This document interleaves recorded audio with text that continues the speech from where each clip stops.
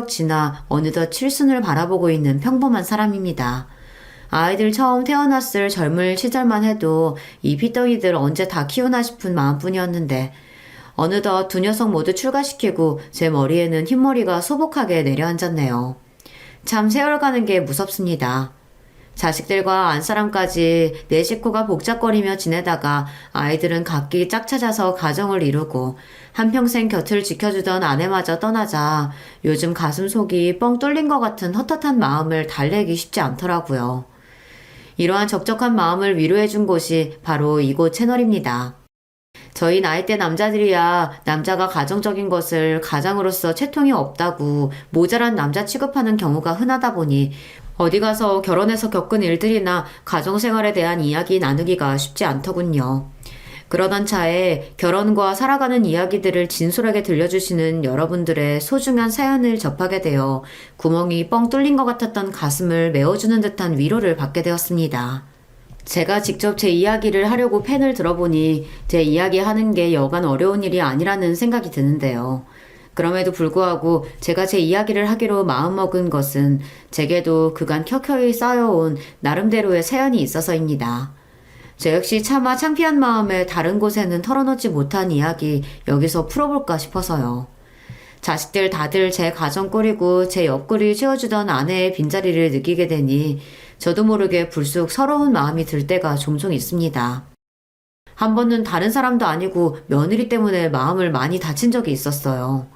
평소 자식들보다는 아무래도 어려운 며느리와 사위에게는 더더욱 조심스러워서 할 말이 있어도 꾹 참았던 것이 제게 독이 되었나 봅니다. 나는 몰라도 우리 부모님한테 절대 소홀하게 하지 말라고 얘기했어, 안 했어? 내가 뭘 그렇게 대단한 걸 요구했다고 그거 하나를 못 지켜서 집안에 이 분란을 만들어? 여보, 잘못했어. 내가 실수했어. 아버님, 제가 잘못했어요. 한 번만 용서해 주시면 정말 다신 이런 일 없을 거예요. 제발 이 사람 좀 알려주세요. 이 사람이 아직도 정신을 못 차리고 지금 아버지한테 당신 사정 부탁하게 생겼어? 평소 말수가 적고 딸아이에 비해 무뚝뚝한 편이었던 아들 녀석이 그렇게 길길이 화를 내며 날뛰는 꼴을 제 평생 처음 봤습니다. 무슨 일이 있었길래 늙은 아비 편 들어주겠다고 저희 아들이 저렇게까지 난리를 친 건가 싶으시죠? 지금부터 제 살아온 이야기를 여러분께 풀어볼까 합니다. 저는 태어날 때부터 넉넉하지 못한 집안에 태어나 고생하면서 자라났습니다. 믿을 거라고는 오로지 제 노력으로 성실하게 하루하루를 살아내어 일군 정직한 것들로 제 삶을 차곡차곡 쌓아왔다는 것 정도였죠. 그러니 제 장인 장모님께서 하나뿐인 고명딸의 남편감이랍시고 저를 소개받으셨을 때 마음이 차지 않아 하셨던 것도 놀라운 일은 아니었습니다. 지금은 세상을 떠난 제 고운 아내는 유복한 집에서 위로 줄줄이 오빠들만 있는 집에 귀한 막내딸로 태어나 금이야 오기야 자란 아가씨였으니까요. 언감생심 제가 넘볼 수 있는 여자가 아니었으나 사람 인연이라는 게 원래 참 얄궂은 거 아니겠습니까? 접점이라고는 없을 것 같았던 저희 같은 사람도 평생의 인연으로 묶이곤 하는 게 사랑이니까요. 무엇 하나 기대할 수 없는 환경의 집안에서 자라 그래도 이를 악물고 공부한 덕분에 고학생의 신분으로나마 어렵사리 제가 원하던 대학에 입학할 수 있게 되었습니다. 아내는 저보다 한 학번 아래의 후배였어요. 저와는 다르게 집안에서 갖은 지원을 다 받으며 입학한 아내는 당연히 저보다 학교 생활도 여유롭게 할 수 있었어요. 그럼에도 불구하고 항상 부족하고 가난한 제게 맞춰주는 것을 불평불만 한번 해본 적 없던 착한 여자였습니다. 은희야, 자꾸 이런 거 싸우지 말라니까. 힘도 없는 사람이 이 무거운 걸 매번 이렇게 날라오고 나 정말 미안해서 못 먹어 이거. 우리 엄마가 워낙 손이 커서 이거 집에 그대로 놔둬봤자 결국은 남아서 버린다니까 그러네. 선배 부담 가질 거 하나도 없으니까 빨리 이리 와서 앉아요. 일하랴 공부하랴 빠듯한 형편에 간신히 쪽방살이 하면서 젊은 날에 제가 뭘 얼마나 잘 챙겨 먹고 다녔겠습니까? 그런 제가 안쓰러워서 항상 자기 집에서 온갖 반찬거리와 주전부리를 바리바리 싸다 저를 먹이는 아내였습니다. 두 사람 형편이 이렇게 차이가 많이 지다 보니 아내가 가져다 준 음식은 저희 집 형편으로는 꿈도 꾸기 어려운 것들이 많았어요. 심지어는 저는 생전 처음 먹어본 음식들도 적지 않았습니다. 항상 아내에게는 신세만 지는 것 같아 미안한 마음이었어요. 이 곱고 귀한 사람, 내가 하나라도 더 좋은 것 해주지는 못할 망정 오히려 짐이 되는 것 같아 미안하기도 하고 젊은 치기에 창피한 마음도 들었습니다. 하지만 그런 제 마음을 언제나 잘 헤아려주고 저를 보듬어주는 고마운 사람이었어요. 염치불구하고 감히 이런 귀한 딸과 결혼하겠다며 장인 장모님께 결혼을 허락받으려 했던 것은 제 인생에서 부린 가장 큰 욕심이었습니다. 제 주제가 그렇지 못함을 알면서도 차마 포기할 수 없을 정도로 아내가 제게 가장 소중한 사람이었으니까요. 워낙 집안 형편이 차이가 나다 보니 장인 장모님께서 처음에 저희 결혼을 완강히 반대하셨던 것도 이해하지 못할 일은 아니었습니다. 아빠, 엄마, 이 사람이 뭘 그렇게 잘못했다고 이렇게까지 냉대를 하세요. 이 사람 집안 형편 어렵다고는 해도 죽을 힘 써서 자기 힘으로 좋은 학교 들어와서 성실하게 직장생활 하고 있어요. 결코 아빠, 엄마한테 이런 취급 받아야 할 사람 아니에요. 여러 번 고개를 조아렸음에도 저에 대한 태도가 누그러지지 않는 자기 부모님 때문에 결국 아내가 분통을 터뜨렸습니다. 하지만 솔직히 제가 아내 부모님이었다고 하더라도 저 같은 놈이 귀한 딸내미 곱게 잘 키워놨더니 냅다 채워가려고 하면 고운 눈으로 보기는 어려웠을 것 같습니다. 다시 한번 말하자면 그런 장인 장모님에 대한 원망스러운 마음은 없었어요. 오히려 저같이 못난 놈 때문에 사랑으로 키워주신 장인 장모님과 아내 사이가 벌어질까 노심초사했습니다. 그래서 제게 차갑게 대하시는 자기 부모님에게 저보다 더 상처받은 아내를 늘 이렇게 달랬어요. 은희야, 그러지 말라니까. 나 정말 괜찮아. 나 같은 놈 주제도 모르고 귀한 딸 욕심낸다고 문정박대 하시지 않고 그래도 얘기라도 들어주시는 것만 해도 내 입장에서 감사할 일이야. 그러니까 부모님께 마음에 없는 모짓말 하지 마. 알았지? 선배가 이렇게 아무렇지 않아 하니까 내가 더 속상하잖아. 세상에 선배 같은 사람이 어디 있다고. 엄마 아빠도 정말 너무하시지. 속상한 마음에 눈물을 찍어내는 아내에게도 장인 장모님께도 죄송했지만 그럼에도 끝까지 아내를 포기할 수는 없었으니 제가 도둑놈이 맞긴 맞았던 것 같습니다. 결국 아직 저를 사회로 완전히 받아들여 주시지 않았음에도 불구하고 아내와 부부의 연을 맺게 되었습니다. 더는 부모님 허락을 기다린다고 시간만 보낼 수 없다며 단호하게 나오는 아내에게 마지못해 끌려가는 척했지만 저 역시 바람하지 않던 결혼이었으니까요. 결혼할 때 처갓집과의 관계가 다소 냉랭했던 관계로 저희는 처가 도움 없이 조촐하게 신혼살림을 시작하게 되었습니다. 저희 본가야 원체 무언가를 기대할 수 있는 형편이 아니다 보니 양가 도움이라고는 생각지도 못한 채로 저희끼리 으쌰으쌰 힘을 내 살림을 차리게 된 거죠. 모은 돈은 얼마 되지 않아 신혼집이라고 해봐야 겨우 집 모양새만 갖춘 부족하기 짝이 없는 형국이었습니다만 그럼에도 서로를 애틋하게 생각하는 마음으로 보듬으며 행복하게 지냈습니다. 지금 생각하면 어린애 소꿉장난같이 조악하기 짝이 없는 살림살이였지만 그럼에도 눈만 마주치면 뭐가 그렇게 재밌는지 까르륵 웃어주는 아내 덕에 그게 고생인지도 모르고 살았어요. 그 시절을 생각하면 지금도 저도 모르게 미소가 지어질 만큼 좋은 시절이었습니다. 물론 으리으리한 집에서 공주처럼 키운 딸이 웬 모자란 놈에게 시집가 당신들 보기엔 집 같지도 않은 곳에서 살고 있는 꼴을 보는 장인 장모님 입장에서야 억장이 무너지는 일이었겠지요. 결혼 후에도 마지못해 찾아오신 저희 신혼집을 보시고 실망으로 가득하셨던 장인 장모님 얼굴을 떠올리면 지금도 참 송구스럽습니다. 제 딴에는 조금이나마 상심하셨을 마음을 풀어드리려고 애를 썼지만 그럼에도 결혼하고 몇 년간은 처갓집과의 관계가 그리 좋지만은 않았어요. 장인 장모님께서 저를 마음에 들어하지 않으셨던 것도 있지만 저도 저를 탐탁치 않게 생각하시는 어른들에게 어떻게 하면 인정받고 예쁨을 받을 수 있는지 요령이 없는 어설픈 놈이었으니까요. 그나마 저희 관계가 조금 풀어진 것은 저희의 첫 아이이자 아들인 정연이가 태어난 직후였습니다. 사위는 마음에 차지 않다 하더라도 눈에 넣어도 아프지 않을 막내딸이 낳은 외손자는 차마 사랑하지 않으실 수 없었나 봅니다. 정연이 얘가 눈이 또랑또랑한 게 우리 은이 갓 태어났을 때랑 아주 판박이야. 엄마는 무슨 누가 봐도 우리 철우씨 똑 닮았구만. 단박에 아내가 반박하는 말을 못 들은 척 하시는 장모님이셨습니다. 사실 제가 봐도 저희 아들이 저를 좀 많이 닮기는 닮았거든요. 하지만 어떻게든 사랑하는 외손자에게서 하나라도 당신 따님 닮은 구석을 찾아보시라고 하는 그 마음 이해하지 못할 것 아니었기에 그러려니 했습니다. 처갓집 가족 모임이나 외부 행사에 초대받은 것도 우리 정연이 태어난 이후였습니다. 그 전까지는 모든 처가 식구들이 다 초대받았던 것을 저만 허락받지 못했었는데 그걸 서운하게 생각한 아내까지 모임에서 쏙 빠지는 바람에 장인 장모님께서 내심 서운해하셨던 걸 모르지 않았습니다. 비록 제게 쉽지 않은 자리이고 어색하긴 했으나 제가 가야 아내도 함께 참석할 테니 이걸로 다소 서먹해진 처가 식구들과 아내의 사이가 좀 풀어지길 하고 바라기도 했어요.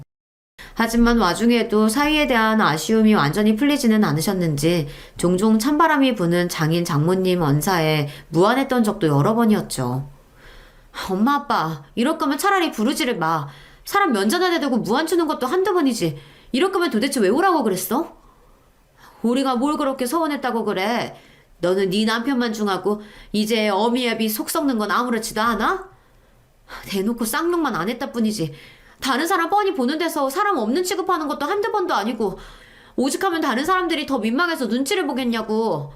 이제 우리 정연이까지 있는데 이 사람 엄마 아빠 외손자 아빠예요. 꼭 이렇게까지 해야겠어?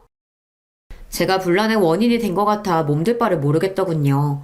장인어른께서 사업체를 운영하고 계셨기 때문에 회사 관련한 행사도 여럿 있었습니다. 그럴 때마다 장인어른 지인분들, 자식분들이나 사위분들 면면을 보면 참 다들 대단하긴 했어요. 그런 환경에 대해 접해본 적이 없는 제 눈에도 그게 보이는데 장인 장모님 눈에야 어떻겠습니까? 모자란 사위의 부족함이 더 여실히 드러났겠죠. 그분들 나름대로는 저하고 잘 지내보겠다고 이런 공적인 행사에도 부르신다는 걸 알고 있었습니다. 단지 그런 결심에도 불구하고 좋은 마음먹기가 쉽지 않으셨을 터이죠. 여보, 그러지 말래도 장모님 입장에선 나 이런 자리에 불러내신 것만 해도 큰 마음 써주신 거야. 우리 처음 결혼했을 때 생각해봐. 이것만 해도 감지덕지지. 나는 싫어. 당신처럼 성실하게 열심히 사는 사람이 어디 있다고 당신이 그런 푸대접을 받아야 돼? 엄마 아빠가 당신을 그렇게 대하니까 다른 사람들까지 당신을 함부로 대해도 되는 사람처럼 예의 없이 굴잖아. 사실 아내 말이 틀리지 않기는 했습니다. 그 집안 유일한 사이라고 해서 어떻게 인맥이나 좀 쌓아볼까 하고 저희 사정을 모르는 사람들이 몇몇 다가오긴 했으나 눈에 띄게 제게 냉랭한 장인 장모님 태도를 보고 처갓집에서의 제 위신을 파악하기 어렵지 않았을 겁니다. 그리고 믿을 구석 없는 사람에게 세상이 늘 그렇듯 그런 저를 보고 태도가 냉랭해지는 사람들은 드물지 않았죠. 아마도 그게 아내 심기를 더 불편하게 만들었을 겁니다. 여보, 정말 안 갈 거야? 싫어. 거기 갔다가 또 당신 무슨 대접 받으려고.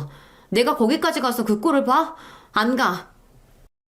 그런 비슷한 상황이 몇 번 반복되자 더는 아내도 참지 않는 바람에 저까지 처가일로 발걸음을 하기가 애매해지더라고요. 아내도 없는 공적인 자리에 저 혼자 덩그러니 나가는 것도 이상한 일이고 해서 그럴 때마다 따로 장인 장모님을 찾아뵙고 양해의 말씀을 구해야 했습니다. 장인어른 장모님, 제가 부족해서 두 분도 그렇고 은희까지 마음 불편하게 만든 것 같아 죄송합니다. 다음에는 어떻게든 제가 설득해서 은희랑 같이 올 수 있도록 노력해 볼게요. 그런 저를 보며 당신들 딸에 대한 서운함과 함께 사위인 저에 대한 미안한 마음을 가지고 계시다는 걸 어렵지 않게 눈치챌 수 있었습니다. 원래 어른들이 그렇지 않습니까? 아랫사람에게 미안한 마음 전하기 어려워하는 것은 예나 지금이나 별반 다르지 않으니까요. 저 역시 감정 표현에 서툰 부모님 밑에서 자라기도 했고요. 하지만 그렇다고 그분들이 저를 마냥 미워만 하시는 건 아니라는 것 등은 알고 있었습니다. 아무렴 업고 다녀도 모자랄 귀한 제 마나님 낳고 길러주신 분들인데 제가 그것 하나 이해하고 넘어가지 못하겠습니까? 그렇다 보니 제 처가와 교류가 있는 지인분들 대부분은 제가 처가로부터 그리 신뢰받지 못하는 사이라는 걸 아름아름 알고 계셨을 거예요. 그러고는 딱히 저희 부부가 처가 공적인 자리에 자주 얼굴을 들이밀지 않다 보니 더더욱 그런 소문은 굳어져 갔겠죠. 하지만 그것과는 별개로 저희 부부는 아주 잘 지냈습니다. 아들 녀석 낳고 몇 해 지나지 않아 딸아이 영현이까지 태어나면서 저희 부부의 기쁨은 더할 나위 없었습니다. 비록 부족하기는 하나 저도 나이를 먹어가며 승진도 하면서 살림은 조금씩 나아지기 시작했습니다. 부부 둘이서 힘을 합쳐 열심히 모아 이사갈 때에도 방도 한 칸씩 늘려가며 제법 온전한 가정으로서의 모습을 갖추며 살게 되었죠. 장인 장모님 역시 그렇게 조용하지만 저희끼리 다복하게 살아가는 모습을 보며 다소 마음이 누그러지셨는지 예전처럼 제게 날선 반응을 보이시진 않으셨기에 아내와 처가의 관계도 전보다는 많이 부드러워졌습니다. 특히 장인 장모님께서 저희 아들 정연이를 아주 예뻐하셨어요. 아이가 어릴 때부터 말수가 적고 어른스럽기도 했지만 아주 영특한 데가 있었거든요. 그 나이대 아이라고는 생각하기 힘들 정도로 끈기가 있는 부분이 있어서 그 조그만 걸 숙제한다고 앉혀놓으면 한 번 징징대지도 않고 진득하니 앉아서 공부에 열중하는 모습이 부모인 저의 눈에도 신기해 보일 지경이었습니다. 그러니 장인 장모님 눈에 손자가 얼마나 기특해 보였겠습니까? 아이고 우리 정연이 요 조망 많은 게 어쩜 이렇게 집중력도 좋은지 아주 커서 큰 인물이 될 거야. 그렇죠 여보? 우리 정연이가 우리 집 대들보지 암만. 귀한 막내딸네 집에 오셔도 대면대면한 사위 때문에 좀처럼 감정을 쉽게 드러내지 못하시던 장인 장모님께서도 사이에 정연이만 앉혀놓으면 그리 살가운 분들이 아닐 수가 없었습니다. 저야 원래도 기특하고 예쁜 제 아이들이지만 특히나 정연이 덕분에 어색한 장인 장모님과의 관계가 조금은 개선되는 것 같아 아이에게 고마운 마음도 있었죠. 자라면서 항상 전교 1등을 놓치지 않을 정도로 우수한 성적을 냈던 정연이는 저희 부부뿐만 아니라 장인 장모님께도 커다란 자랑거리이자 자부심이었습니다. 물론 저희 딸 영연이도 똑부러지게 자기 일 잘하고 공부도 제법 잘했지만요. 워낙 오빠가 성적이 좋다 보니 공부보다는 예체능 쪽에 관심이 더 갔더라고요. 그런 영연이 역시 저희 부부에게 정연이 못지않게 소중하고 사랑스러운 딸이었지만 아무래도 어르신들한테는 공부 잘하는 자손이 제일인 법이니까요. 손녀인 영연이도 많이 예뻐해 주셨지만 그래도 정연이를 더 믿음직스럽게 생각하시는 거를 알고 있었습니다. 그런 정연이가 답지 않게 제 외주부모님께 반항 아닌 반항을 한 적이 있었는데요. 바로 아버지인 저 때문이었습니다. 이미 저로 인해 아내와 장인장모님 사이가 소원해진 적이 있었기 때문에 제 나름대로는 저희 아이들과 장인장모님 사이가 저 때문에 서먹해지지 않도록 마음을 썼습니다. 아들 녀석 낳고 얼마 되지 않아 한동안 참석했던 처갓집 공식 행사에서의 일 때문에 제가 장인장모님으로부터 크게 인정받지 못한다는 소문이 한 차례 돈 바 있었다고 말씀드리지 않았습니까? 그래서 혹여나 아이들 귀에 그런 소리가 들어가지 않을까 신경을 쓰기도 했고요. 물론 그 이후로는 별다른 일이 없었기 때문에 별일이야 있을까 싶었는데 어떻게 아이 귀에 그게 들어갔던 모양이에요. 여느 때처럼 아이 좋아할 만한 선물을 바리바리 들고 저희 집을 찾아오신 장인 장모님께 아들 녀석이 평소와 달리 눈도 잘 마주치려 들지 않았습니다. 정은아, 할아버지 할머니 오셨는데 인사드려야지. 왜 그러고 있어? 응? 할머니, 할아버지, 우리 아빠 미워해서 나쁜 말하고 상처 줬다는데 진짜예요? 눈물이 그렁그렁해서 아들 녀석이 하는 말에 장인 장모님 낯이 당혹감으로 물들어갔습니다. 저희도 아이가 그런 소문에 대해 전혀 아는 티를 내지 않았기에 그때서야 알게 된 일이라 당황스러웠어요. 저희가 미처 상황을 수습하기도 전에 아이가 볼이 잔뜩 부어서는 냉랭한 목소리로 말했습니다. 우리 아빠 세상에서 가장 똑똑한 사람인데, 세상에서 가장 열심히 일하는 사람인데 왜 미워해요? 우리 아빠는 다른 친구들 아빠랑은 다르게 주말에도 귀찮다고 안 하고 우리랑 항상 잘 놀아주고 아껴주는 좋은 아빠인데 그런 아빠를 왜 미워해요? 아이 목소리에 설움이 뚝뚝 배어나왔습니다. 그걸 보는 아내도 그만 마음이 아픈지 눈이 새빨개졌어요. 저는 한편으론 당황스러우면서도 저 조그만 녀석이 자기 딴에는 얼마나 마음고생을 했을까 싶어 마음이 짠해졌습니다. 동시에 제 자식에게 이런 인정과 사랑을 받다니 저 스스로가 참 행복한 사람이라는 생각도 들었습니다. 그런 제 감동과는 별개로 사랑하는 외손자에게 뼈아픈 직언을 들은 장인 장모님의 당혹스러움을 짐작할 수 있었기에 아이의 어깨를 차분히 붙잡고 말했어요. 정연아, 다른 사람들이 하는 말은 본인들이 직접 겪은 일이 아니기 때문에 정말 있었던 일하고는 다를 수 있어. 할머니 할아버지가 아빠를 미워하시면 왜 우리 집까지 와서 정연이 영연이를 보시겠어.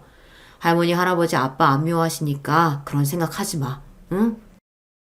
그래도 순한 아이라서 제가 이렇게 다독거리는 것만으로 더는 고집을 피우지 않고 제 외할아버지 외할머니 사이에 가서 앉는 아들 녀석이었습니다. 하지만 그렇게 아들의 오해 아닌 오해를 풀어준 이후로도 장인 장모님 표정은 밝아지지 않더라고요. 그리고 며칠 있다 아내와 함께 처가로부터 호출을 받았습니다.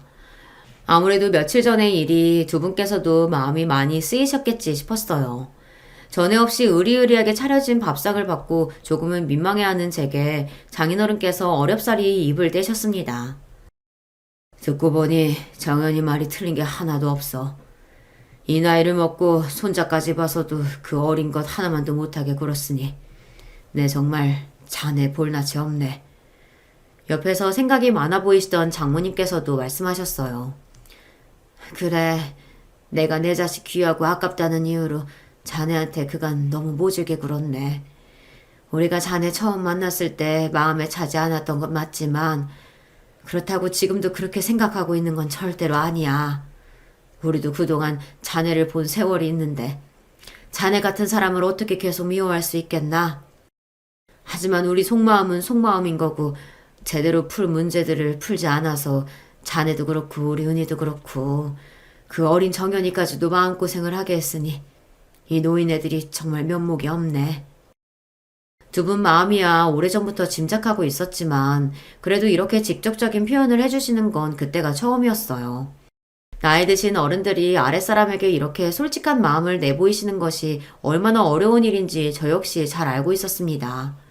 그래서 그 두 분께 비로소 사이로서 인정을 받았다는 생각에 기쁜 마음이 듦과 동시에 저 두 분이 얼마나 큰 용기를 내셨을까 싶어 안쓰러운 마음도 들었습니다. 장희 장모님, 저 두 분께 서운한 감정 정말 한 톨도 없습니다. 그럼에도 불구하고 이렇게 불러서 대접까지 해주시면서 그런 말씀 해주셔서 정말 감사드려요. 애초에 두 분께서 이렇게 잘 키워주신 딸 보내주지 않으셨으면 제가 어떻게 이렇게 사람굿이라고 살 수 있었겠습니까? 다 두 분 덕분입니다. 감사합니다. 비로소 마음의 응어리를 풀고 서로를 받아들인 저희였습니다. 그간의 서름과 마침내 받게 된 인정에 기쁜 마음이 뒤섞여 훌쩍이는 아내의 손을 꼭 잡아주었습니다. 두 분 앞에서 부끄러운 사이가 되지 않도록 더욱 열심히 살아야겠다고 다짐했죠. 그 후로는 장인 장모님과의 관계도 다소 편안해졌습니다. 물론 그동안 대면대면하게 지내온 세월이 있었기에 단번에 마음의 벽을 완전히 허물기는 쉽지 않았으나 그럼에도 이 정도만으로도 감사한 일이라고 생각했어요.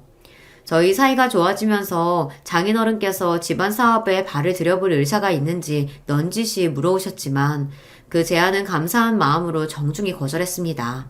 처가 식구들은 정도의 차이는 있었지만 다들 장인어른 사업에 조금씩은 발을 담그고 있는 상태였기에 장인어른 입장에서는 저를 정말 가족으로 받아들여 주셔서 하신 말씀이었습니다.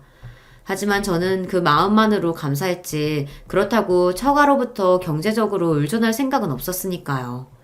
저희 결혼해서 신혼살림 꾸릴 때도 그렇고 그 생각은 변함이 없었습니다.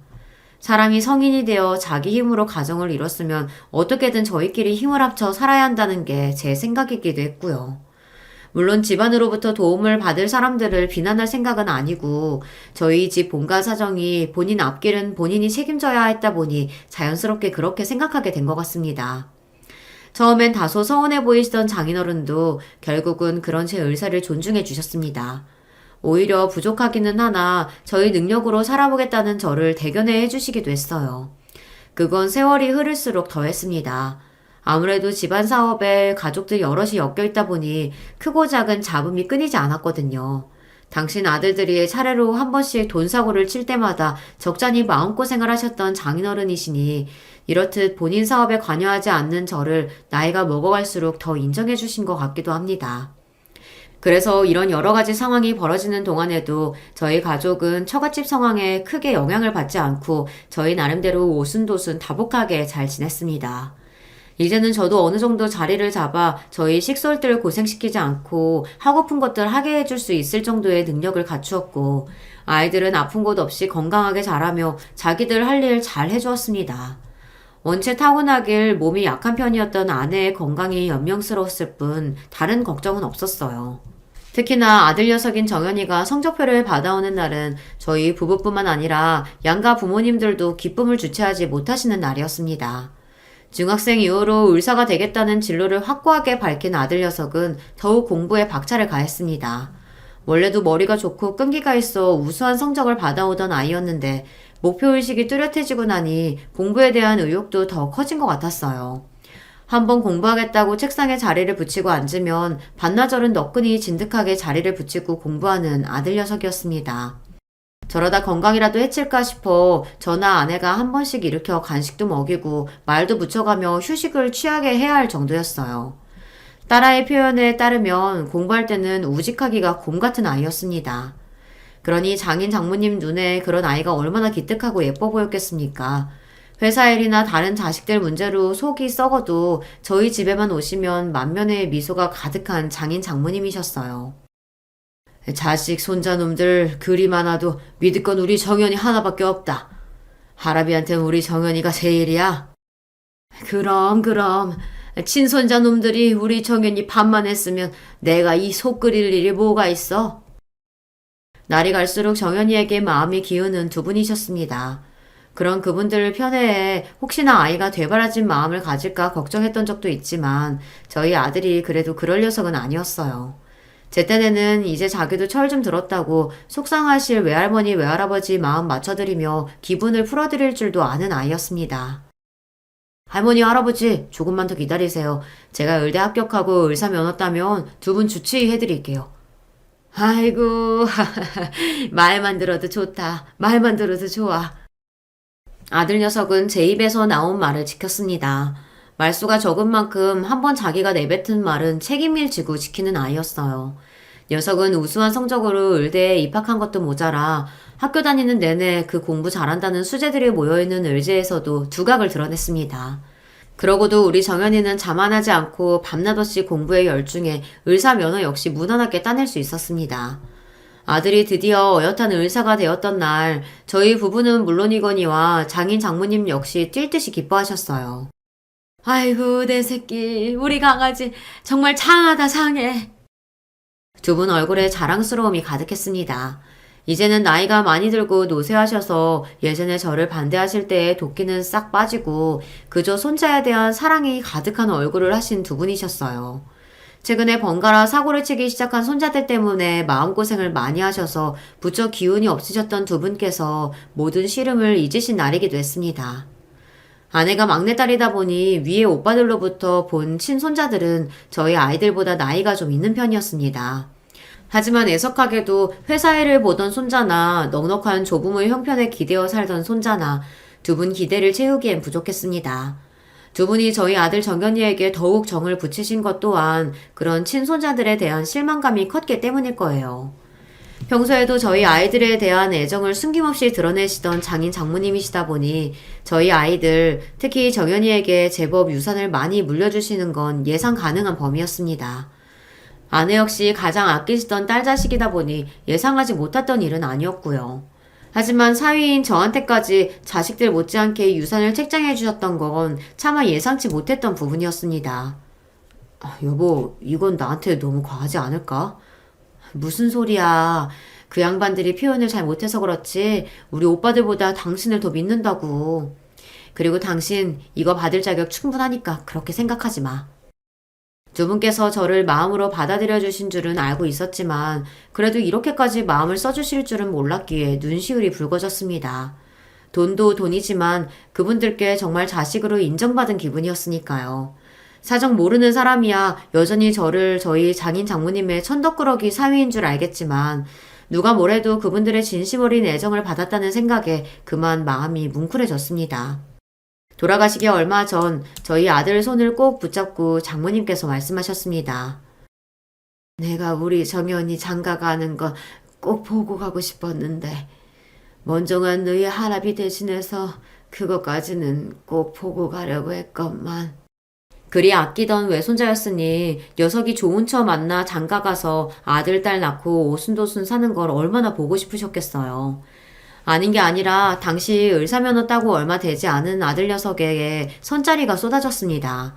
원래도 의사면허 따면 제법 선자리가 많이 들어온다고 알고 있었는데 거기다 우리 아이들 외가가 만만치 않은 집안이다 보니 제법 좋은 선자리가 벌써부터 많이 들어오고 있었어요. 장인 장모님께서 돌아가시기 전에 그중 제일 좋은 집안 골라잡아 아들이 내심 일찍 장가가기를 바라셨다는 것도 알고 있었습니다. 얼른 외 증손자를 보고 싶은 욕심도 있으셨겠지만 그보다는 당신들이 생존해 계실 때 아무래도 더 좋은 혼처가 많이 들어올 거라는 걸 알고 계셔서이기도 하셨을 거예요. 하지만 아들 녀석은 의사로서 욕심이 많았습니다. 단순히 의사 면허 따서 자기 병원 개원하려는 것보다는 더 공부해서 학교에 남고 싶어 하기도 했고요. 그러고도 한동안 꽤나 결혼 생각이 없었기에 저희 부부도 슬슬 걱정이 되던 차였습니다. 아들이 대학병원 교수 임용까지 되고 나자 더더욱 저희 아들에게 눈독을 들이는 집안이 많아졌어요. 그럼에도 선이나 연애나 별다른 관심을 보이지 않는 아들이었습니다. 저도 저지만 저러다 하나 있는 아들 혼자 늙어 죽을까 싶어 아내 걱정이 이만저만이 아니었어요. 정연아, 너도 이제 나이가 적지 않아. 엄마는 네가 열심히 노력해서 네 목표 이루는 것도 좋지만 그걸 같이 기뻐해 줄 수 있는 네 가정이 생겼으면 좋겠어. 매번 그렇게 생각 없다고만 하지 말고, 응? 딱히 아들이 내켜하는 것 같지는 않았지만 이왕이면 저도 아들이 좋은 사람 만나 가정 꾸려서 예쁜 손자들도 낳고 따스한 가정 환경에 행복을 느끼며 살길 바랬습니다. 아무래도 저나 아내나 결혼 생활이 만족스러워서였는지 소중한 저희 아들에게도 그러한 기쁨을 알게 해주고 싶었던 것 같습니다. 그래도 저나 제 엄마 간절한 뜻을 차마 외면하지 못하는 착한 아들이다 보니 결국 아들이 선자리에 나서기 시작했어요. 요령 없는 녀석이 혹여 나가서 아가씨한테 실수라도 하지 않을까 싶어 넌지시 당부했습니다. 정연아, 요새는 효자 인기 없다. 우리야 너 장가 보내고 나면 우리끼리 잘 살면 그만이니까 너랑 잘 맞는지 그것만 딱 생각해서 좋은 사람 한번 만나봐. 응? 그게 무슨 소리세요, 아버지. 저랑 결혼하면 당연히 아버지랑 엄마한테도 잘해야지. 아이고, 그런 식으로만 말하지 말고. 어릴 적부터 저나 제 아내의 말을 거스른 적이 없는 착한 아들이었지만 며느리 될 사람 입장에서야 남편이 시부모님 말을 너무 잘 듣는 것도 부담스럽지 않을까 싶어 괜한 노파심이 들더라고요. 이런 제 당부에도 생각에 흔들림이 없어 보이는 아들이었지만 그렇다고 다 커서 교수식이나 된 아들 선자리에 가타부타 말 보탤 수도 없고 그저 좋은 인연 점지해 주시기만을 빌고 또 빌며 좋은 소식을 기다렸습니다. 몇 번의 선자리 끝에 드디어 아들이 교제를 시작했어요. 저나 아내나 아들을 선자리에 밀어넣으면서도 솔직히 큰 기대는 하지 않았기에 기쁨을 감출 수 없었습니다. 조건이야 이미 선 들어오면서부터 걸러냈고 아들 녀석이 그리 사람 보는 눈이 없다고 생각하지 않았기에 만나보지도 않은 아들의 교제 상대는 이미 저희 부부에게 예비 며느리나 다름없었습니다. 그저 언제 인사를 하러 올까 오매불만 기대에 부풀어 있는 아내였어요. 여보, 도대체 어떤 아가씨길래 목석 같은 우리 정연이가 만나보자는 말을 다 했을까? 나 너무 기대되는 거 있지? 아서라, 애 앞에서는 괜히 부담 주지 마. 자기들이 어련히 알아서 하겠지. 들뜬 아내를 달래면서도 저도 기대를 누르기가 어렵더라고요. 그렇게나 며느리 보기를 소원하던 아내였으나 애석하게도 아들의 결혼보다 아내의 병이 더 먼저 찾아오고 말았습니다. 췌장암 말기였어요. 내가 시원치 않아서 온 가족 고생을 다 시키네. 미안해 여보. 무슨 그런 소리라고 있어. 쓸데없는 소리 하지 말고 당신 몸 추스릴 생각이나 해. 상식적으로 아내에게 소생의 기미가 없음을 알고 있었음에도 쉽게 아내를 포기할 수 없었습니다. 이 경황 없는 와중에도 아들 녀석 가정 이루는 모습을 보기를 소망했던 아내의 꿈을 알고 있기에 아들의 결혼이 서둘러 진행되었습니다. 며느리 될 아이는 아들과 마찬가지로 의사로 일하고 있었어요. 의사 면허 따고 집에서 작게나마 병원을 차려주셔서 개원으로 일하고 있었습니다.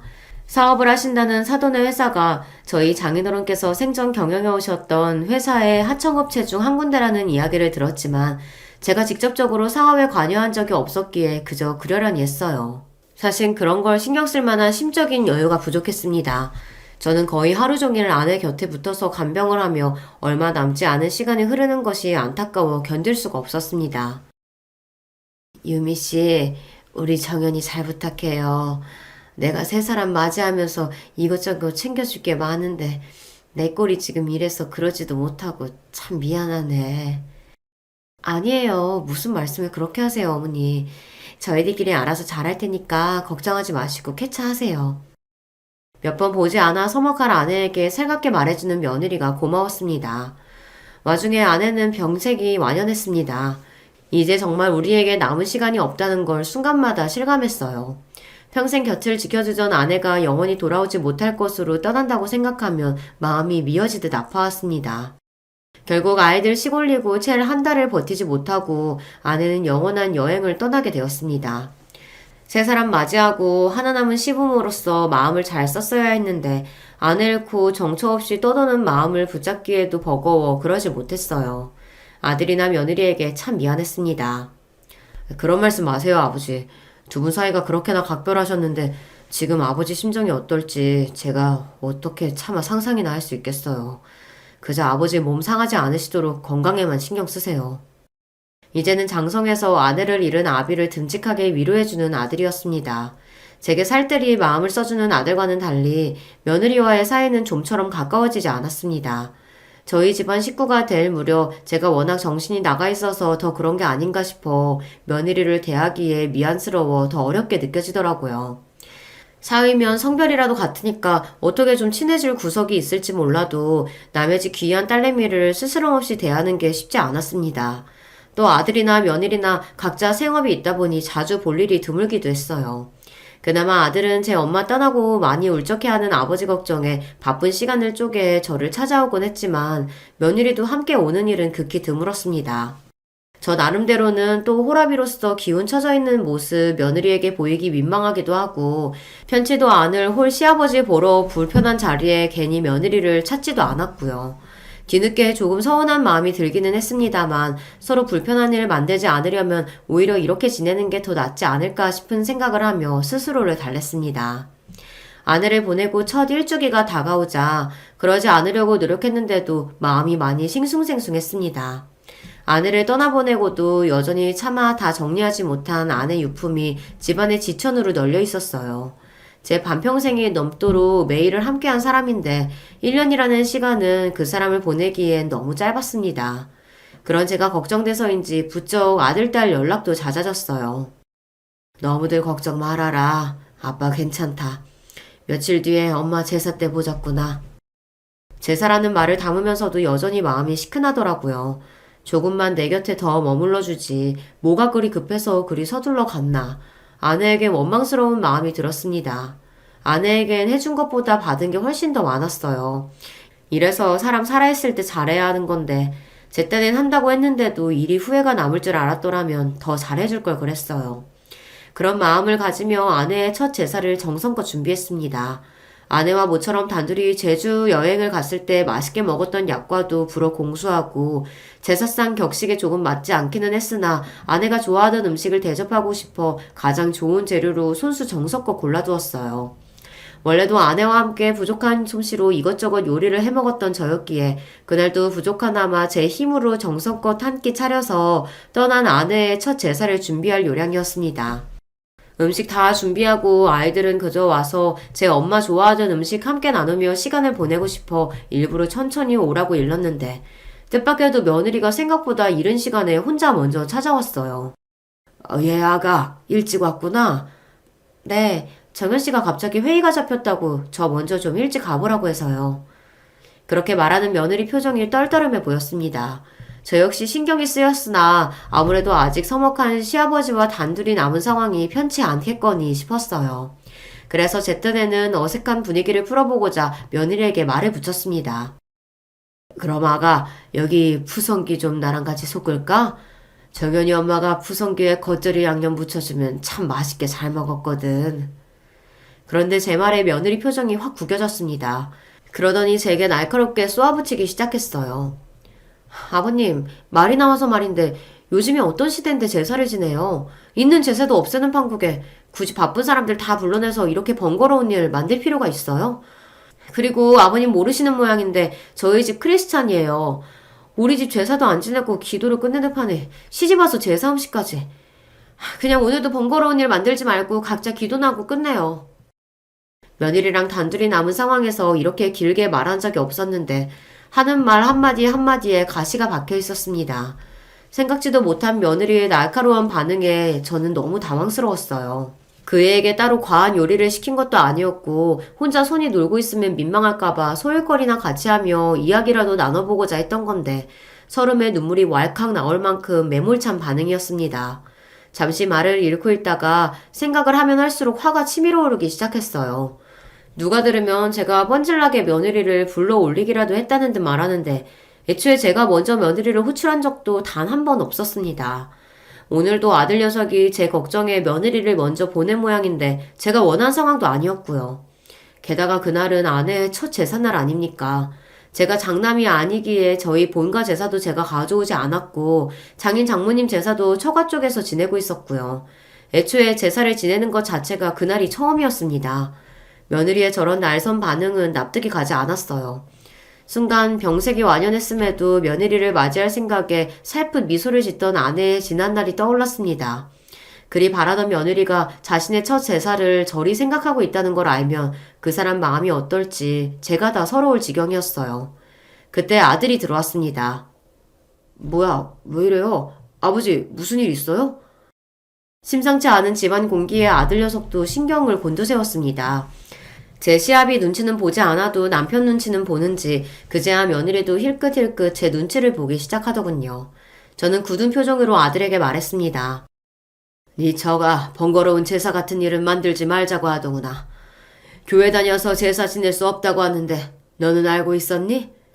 다른 것도 아니고 네 엄마 첫 제사에 나올 이야기는 아닌 것 같아 내가 그냥 넘기는 건 아니지 싶다. 굳은 표정으로 상황을 전하는 제 말에 아들 표정 역시 순식간에 싹 굳어버렸습니다. 그런 저희 사이에서 며느리가 눈에 띄게 안절부절 못하기 시작했어요. 아버님 말씀을 그렇게 전하시면 여보 그게 아니라 당신 입 다물어. 아들이 쩌렁쩌렁 소리를 쳤습니다. 그 기세에 며느리가 그만 입을 합 다물었어요.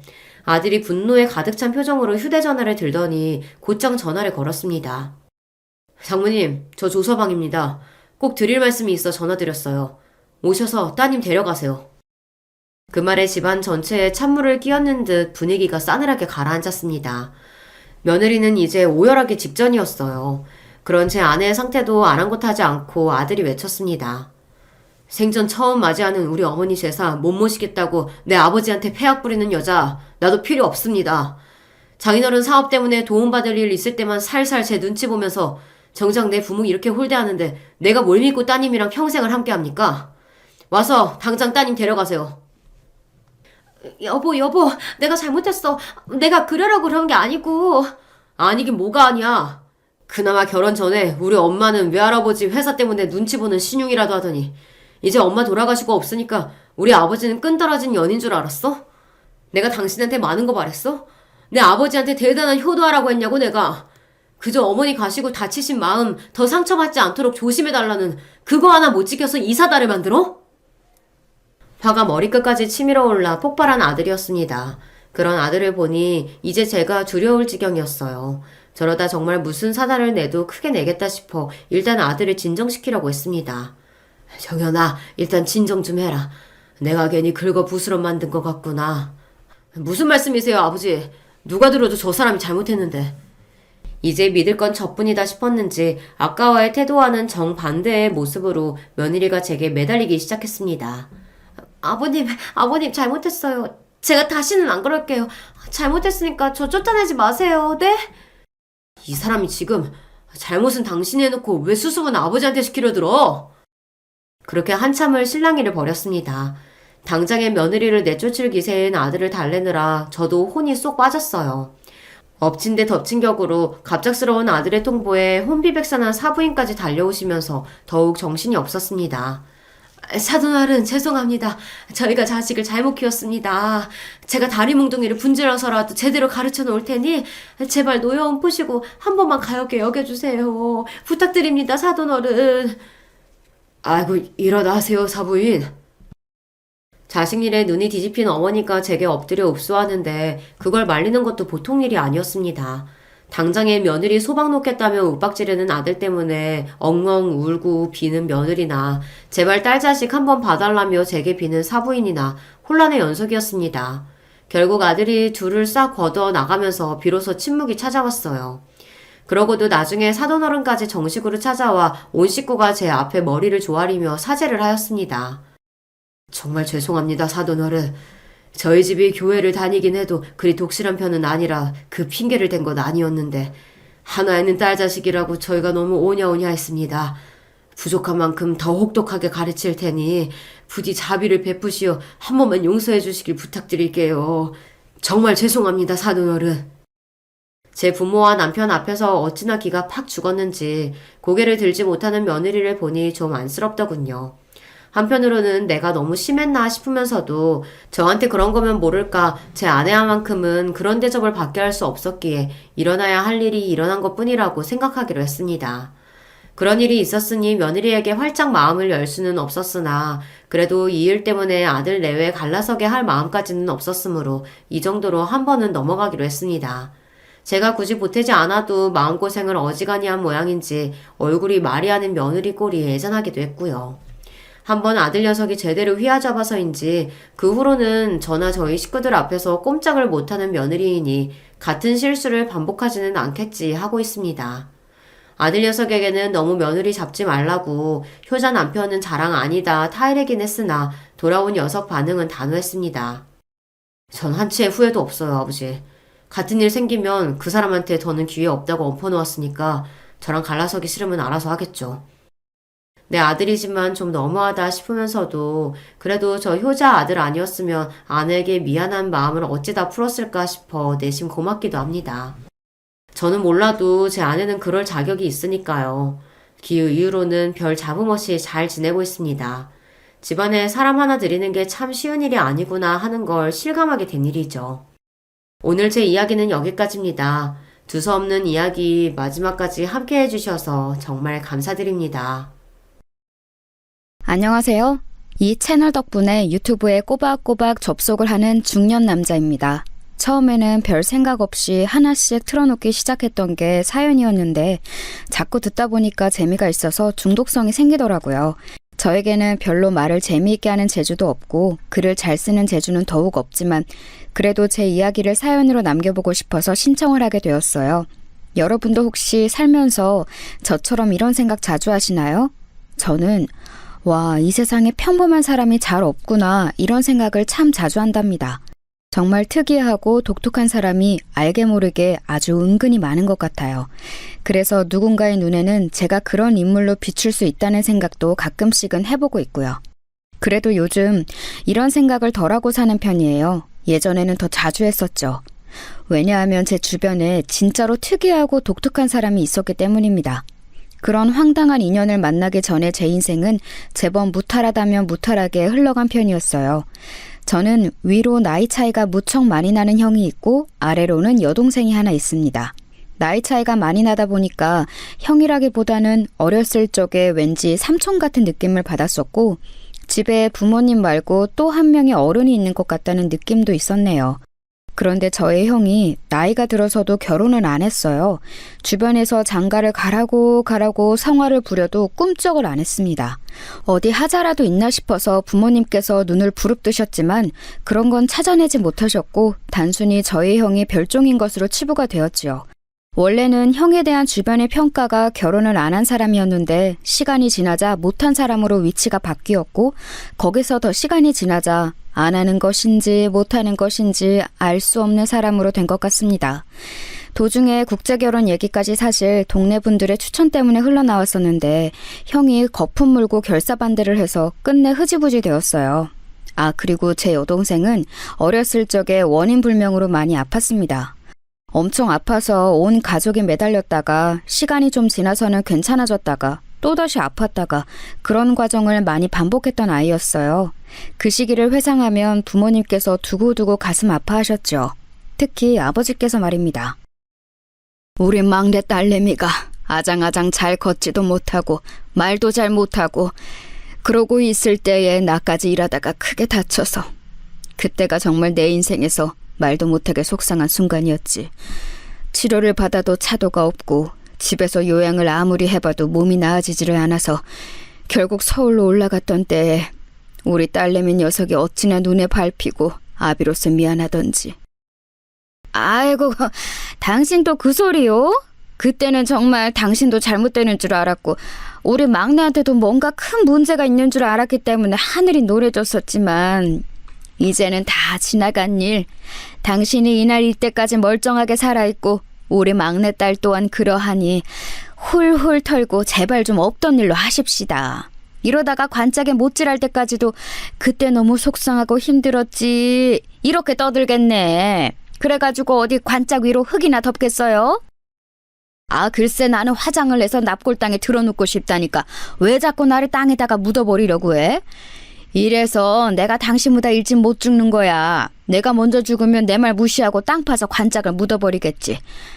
아휴, 아무튼 그때는 참 이루 말할 수 없이 속상했고 우리 막내 딸내미한테 미안했고 그리고 또 우리 대들보 장남에게 고마웠지. 장가를 안 든 것 빼고는 대한민국 1등 효자야. 장가를 안 든 게 얼마나 커다란 흠인데 그거를 그렇게 억지로 빼가지고 대한민국에서 1등 효자로 만들어요? 나 원찬 기도 안 차겠네. 아, 이때까지도 맏며느리감을 안 데려온 괘씸한 장남이기는 하지만 우리 부부가 의지하고 기대고 덕분에 버텼다고 말을 건넬 수 있는 사람은 장남밖에 없기는 하지. 우리가 장남 하나는 잘 낳았슈. 거기서 이렇게 더 든든할 수가 없으니. 저희 아버지께서는 제 여동생이 태어나고 두 돌을 맞이했던 때였나 그 시기에 크게 다치셔서 그 후로 무려 5년 가까이나 일을 아무것도 못하셨어요. 여동생도 아파서 골골거리기 시작한 아이였는데 아버지까지 부상 중에 계셨으니 집이 많이 힘들었습니다. 그때 활약한 사람이 형이었어요. 그때부터 거의 가장 같은 역할을 맡아왔고요. 그래서 부모님께서는 겉으로는 항상 장남이 노총각이어서 창피하고 부끄럽다고 하시면서도 속으로는 많이 의지를 하십니다. 든든한 장남과 애틋한 막내, 뭔가 한 명이 빠진 것 같죠? 예, 제가 빠졌습니다. 첫째는 첫 번째이고 막내는 막내인데 둘째는 이름 따라서 뭐든 두 번째라는 표현이 있더라고요. 제가 인터넷에서 그 표현을 접했을 때 무릎을 탁 쳤어요. 누가 제 입장을 그대로 적어놓은 것만 같았습니다. 저는 존재감이 이도저도 아닌 자식이었던 것 같아요. 자기 몫이나 그저 잘 해내고 형 말에 거역 안 하고 동생만 잘 돌보면 충분한 자식이었죠. 저는 유약하고 소심해서 학교 생활에 어려움을 겪은 여동생을 보필하는 호위기사처럼 그렇게 지냈었어요. 부모님의 신신당부가 있었기에 여동생을 지키는 오빠로 살아왔죠. 인정받는 첫째와 사랑받는 아내, 그 사이에 애매한 저는 성인이 되고 나이가 더 먹어도 그 위치를 벗어나지 못했습니다. 그러다가 제가 소위 초대박을 터뜨리게 되었어요. 길고 짧은 건 대봐야 안다고 하던가요? 설마 제가 나이 먹어서 결혼 자리 하나를 끝내주게 찾아갈 줄은 저도 몰랐습니다. 저는 아내를 소개로 만나게 되었어요. 작정하고서 만난 건 절대로 아니었고요. 그냥 지인 모임이었습니다. 아내는 저보다 4살 연상의 여자였으며 미국에서 살다가 한국에 들어왔다고 그랬어요. 철없었을 때 그저 치기 어린 마음으로 일찍 결혼했다가 어쩌다 보니 부부가 서로 안 맞아서 이혼을 하게 되었네요. 중학생인 아들은 미국에서 전 남편이 키우고 있고요. 그런데 전 남편이 작년에 재혼을 했어요. 아무렇지 않은 줄 알았는데 재혼 소식을 들은 이후로 시간이 지날수록 제 마음이 공허해지고 자꾸만 슬픔 속에 가라앉네요. 기분 전환이라도 될까 싶어서 낯선 모임에 참여하고 싶었어요. 차분한 말투만 보자면 전혀 그런 이야기를 하는 것 같지가 않았어요. 저는 홀린 듯이 아내를 쳐다봤다가 말의 내용을 곱씹어 보고 나서야 아, 그랬구나 싶었습니다. 어딘가 분위기가 착 가라앉아 있는 사람이라고 느꼈었는데 이혼이라든지 아이를 전 남편이 키우는 것이라든지 이런 때문에 울적한 게 틀림없었어요. 다 이유가 있었던 것이지요. 중학생 아들이 있는 이혼이었지만 저는 아내에게 향하는 제 눈길을 멈출 수가 없었습니다. 고상한 미인이 제 취향이라는 것을 아내를 보고서야 저는 처음 깨달았었네요. 저의 시선을 눈치챈 아내 또한 언제부턴가 모임에서 저를 보며 미소를 지어주기 시작했고 그렇게 연애가 시작되었습니다. 아내가 엄청난 부잣집의 막내딸이라는 것을 알게 된 건 사귀고 난 이후였지요. 저에게 누군가 속물이라고 손가락질을 한다면 할 말 없지만 솔직하게 심정을 털어놓아 보자면 부담스럽기보다는 좋았습니다. 꽤 사는 집 딸처럼 처음부터 보였는데 상상 이상으로 배경이 좋아서 너무 행복했어요. 또한 아내가 제 배경을 신경 안 쓰는 사람이라서 더더욱 행복했고요. 정엽 씨, 나는 상대의 재산이나 학벌이나 인맥이나 이런 걸 보면서 사랑하고 싶지 않아요. 상대가 나와 잘 맞는 사람인지 딱 이것 하나만 보고 사랑하고 싶어요. 내 인생에서 2번의 실패를 겪고 싶지는 않거든요. 아내가 그렇게 말해주었을 때 만세 삼창이라도 하고 싶었어요. 저는 아내를 공주님 모시듯 극진하게 대해주었고 결국은 결혼까지 꼴이 날 수 있었습니다. 의외이자 놀라웠던 것은 처가의 태도였어요. 저를 무척 반겨주었거든요. 우리 세연이가 이렇게 자기 힘으로 인연을 새로 찾아오다니. 우리 기특한 막내가 결혼하고 싶다는데 당연히 들어줘야지. 내가 찬성하고 반대하고 자시고 의견을 얹을 것도 없어. 우리 막내딸 세연이가 결혼하고 싶다 하면 무조건 하는 거야. 이봐 자네, 앞으로 내 딸을 잘 부탁하네. 우리 막내 세연이 겉으로는 제법 강인해 보여도 속은 여린 아이야. 상처도 많고 서툴면도 많으니까 앞으로 자네가 든든하게 받쳐주는 기둥이 되어준다면 바랄 게 없어. 박서방이라고 바로 불러도 되지? 내가 저번에 봤을 때도 참 인상이 좋아 보여서 둘이 얼른 결실을 맺었으면 좋겠다고 생각을 했었는데 이렇게 좋은 소식을 듣게 되다니 너무 반가워. 사위사랑은 장무라는 말처럼 내가 앞으로 우리 박서방한테 신경 많이 써주고 잘할 테니까 아무 걱정하지 말어. 아니지. 나라는 존재가 우리 박서방한테 부담이 될 수도 있으니까 한 발짝 멀리 떨어져서 응원만 해주는 것도 좋겠어. 우리 박서방 생각은 어때? 결혼하고 싶다고 인사를 드리러 갔을 때 장인어른과 장모님 모두 저를 너무 환대해 주셔서 제정신이 쏙 빠질 정도였습니다. 처가는 무려 한남동에 위치한 단독주택이었는데 가히 대저택이라고 칭해도 될 법했습니다. 당시에는 이제 성북동과 연희동 쪽의 전통적인 회장님 댁 동네에 이어서 한남동이 각광을 크게 받기 시작하던 때였죠. 유명 연예인들도 앞다퉈서 한남동으로 거주지를 옮기고 있었고요. 그런 좋은 부촌에서도 대저택을 소유한 엄청난 처가에 와서 제가 환대를 받고 있다는 것이 이게 꿈인가 생시인가 싶었습니다. 아내를 만나고 나서부터는 비현실적인 순간들의 연속이었으나 결혼 인사를 드리러 갔던 그날처럼 꿈을 꾸는 것 마냥 실감이 안 났던 순간은 처음이었네요. 밥이 코로 들어가는지 입으로 들어가는지도 몰랐어요. 어마어마한 집을 구경해볼 엄두도 못 냈고요. 그저 제가 이런 부잣집의 막내딸과의 결혼을 흔쾌히 허락받았다는 엄청난 일을 해냈다는 생각에 압도당해서 아무것도 못했습니다. 간신히 예의만 차려서 인사를 하고 나올 수 있었네요. 제 자취방에 오고 나서야 정신이 들었고 얼른 집에다 이 소식을 알렸습니다. 그러자 제 연락을 기다리고 있던 가족들이 다 뒤집어졌죠. 무탈하게 허락을 받아냈다고? 이야, 세상에. 우리 집안에도 이런 경사가 일어나는구나. 이게 말이 되는 일인가 싶다. 내가 죽기 전에 이런 일을 다 겪네. 내 아들이 그런 어마어마한 집안의 사위가 되다니. 아유, 정여봐. 네가 해냈구나. 장하다, 우리 아들. 이제 와서 하는 소리지만 내가 너 낳을 때의 느낌이 마치 복되지는 않는 것 같았단다. 혹시나 거기 양친께서 너를 갑자기 반대하시는 일이 벌어지면 어쩌나 싶었는데 이렇게 상황이 다 매끄럽게 흘러가다니. 복받았다. 너도 복받았고 우리 집안도 복받았다. 내가 아니라 내 남동생이 우리 집안을 일으키네. 이 자식. 멋지다. 너한테 이렇게 엄청난 결혼복을 물어주려고 내가 결혼을 안 했나 보다. 내 몫까지 네가 끝내주게 살아봐라. 아버지, 어머니, 형이 차례로 흥분한 채 감상을 쏟아냈는데 한 사람만은 조용했습니다. 제 여동생 말이에요. 제가 결혼한다는 게 싫은 건지 서운한 건지 왜 반응이 없을까 싶어서 기분이 이상했던 저는 이튿날 여동생에게 따로 연락을 했습니다.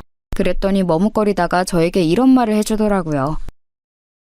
오빠, 좋은 분위기에 내가 찬물을 끼얹는 것 같아서 이런 거 안 물어보려고 했는데 보통 부부가 이혼을 하면 아이는 엄마 쪽이 키우지 않아? 그런데 오빠하고 결혼한다는 그분은 독특한 경우인 것 같아서 좀 이상하네. 아, 그게 마음에 걸렸구나. 진짜 물어보지 그랬어. 그럼 내가 알려줬을 텐데. 세연 씨는 한국 생활이 너무 그리워서 귀국을 하고 싶었는데 아이는 반대로 미국에서 계속 살고 싶어 했대. 그래서 어쩔 수 없이 그렇게 된 거야. 그렇다고 해도 어린 아들을 두고 엄마 쪽의 양육권을 포기한 게 조금 낯선 그림인 것 같아. 그리고 오빠, 세상에 이유 없는 호의는 없다고 하잖아. 그런데 너무나도 오빠에게 호의적인 그 집안분들이 나는 또 마음에 걸려. 아무리 재혼이라도 그렇지 아직 나이가 젊은 막내딸의 결혼 문제를 이렇게 그냥 넘겨버린다고? 오빠가 기울어도 너무 많이 조건이 기우는 결혼인데 그런 집안을 만날 확률이 얼마나 될까? 그게 무슨 소리야, 정선아? 네가 지금 무슨 생각을 하고 있길래 그래? 혹시 그 집안에 무슨 꿍꿍이라든지 오빠가 모르는 숨겨진 비밀이 있다든지 뭐 그런 게 아닐까? 그럴 확률이 더 높지 않을까? 아무리 조건이나 대가도 없이 오빠를 잘 알지도 못하면서 돌꼭 사위를 맞이하겠다면서 쌍수 들고 환영한다는 게 솔직히 암만 해도 믿기지가 않아. 보통 부잣집도 아니면서 이렇게 허술한 사람들이라는 건 말이 안 돼. 오빠는 무슨 의심 같은 거 전혀 안 들어? 여동생은 그때 분명히 걱정에 가득한 목소리를 내고 있었어요. 제 걱정을 하는 거였지요. 하지만 저는 그만 울컥 화가 나고 말았습니다. 제 평생을 저보다 여동생을 위하며 살아왔다고 자부할 수 있는 저였어요. 그만큼 여동생을 위하는 오빠로서 떳떳했기 때문에 그런 저와는 달리 저를 별로 위하는 것 같지 않은 여동생의 태도가 큰 서운함을 느꼈던 거예요. 야, 박정선. 네가 정말로 나를 실망시키는구나. 내가 잘 된다는 게 너에게는 그렇게나 배가 아플 일이야? 네 뒤치다거리나 하던 집안에서 명실상부 찬밥 1호였던 내가 어마어마한 부잣집에 장가든다니까 못마땅해서 미치겠어? 오빠, 무슨 말을 그렇게 해? 내가 왜 오빠의 결혼에 배가 아프고 못마땅함을 느끼겠어? 오빠가 지금 오해하는 거야. 나는 진짜로 걱정돼서 말을 해준 것뿐인데 오빠가 이렇게 나올까봐 애써 말을 안 하려고 했었어. 하지만 걱정이 되니까 말을 꺼낼 수밖에 없었던 내 마음을 오빠는 왜 그런 식으로 안 좋게 봐? 내가 그 정도밖에 안 되는 사람으로 보이는 거야? 내가 부잣집 막내 사위로 낙점되었다는 사실이, 엄청난 행운의 주인공이 되었다는 사실이 네 눈을 멀게 하고 판단력을 흐리게 만든 것 같다. 나를 축하해주고 내 앞길을 축복해주지는 못할 망정 말도 안 되는 가설이나 내세우면서 내 마음을 복잡하게 만들고 있잖아. 그러고도 네가 내 동생이야? 질투에 눈이 멀어서 네가 놓치고 있는 사실이 한 가지 있는데 내가 잘 되면 결국 너에게도 이건 좋은 일이야. 바로 코앞만 보지 말고 멀리 봐.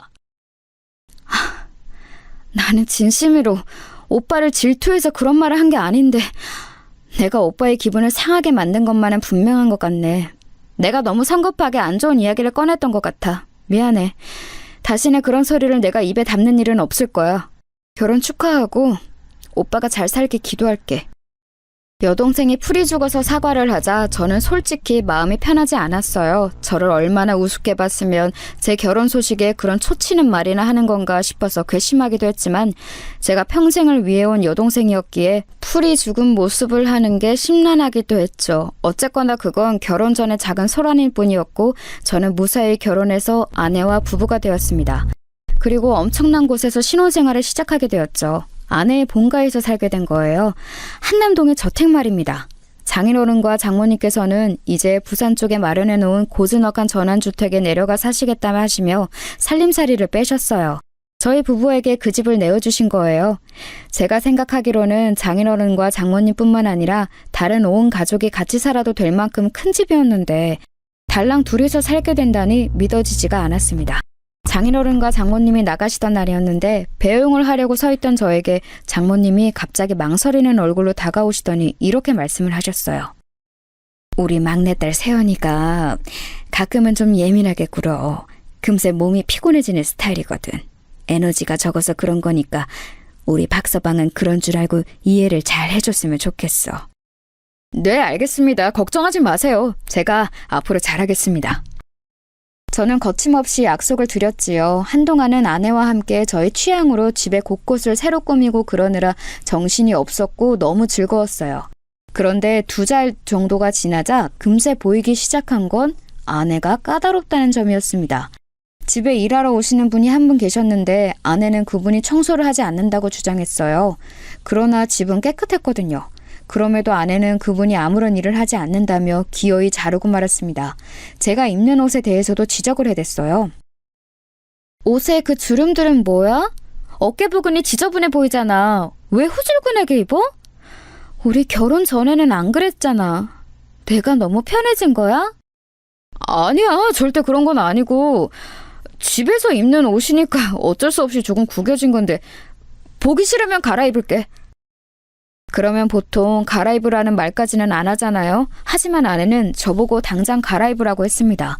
저보고 난닝구나 메리아스라는 말도 쓰지 말라고 했고 사각 속옷도 입지 말라고 그랬어요. 아침마다 언젠가부터는 몸무게를 재라고도 시키더군요.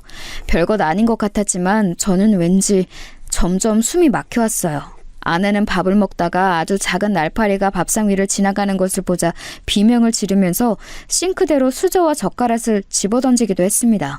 화가 나서 미치겠다며 밥을 더 먹지도 않았어요. 이런 아내의 기행은 나열하자면 끝도 없었는데 그중에서 제일은 밤에 일어났어요.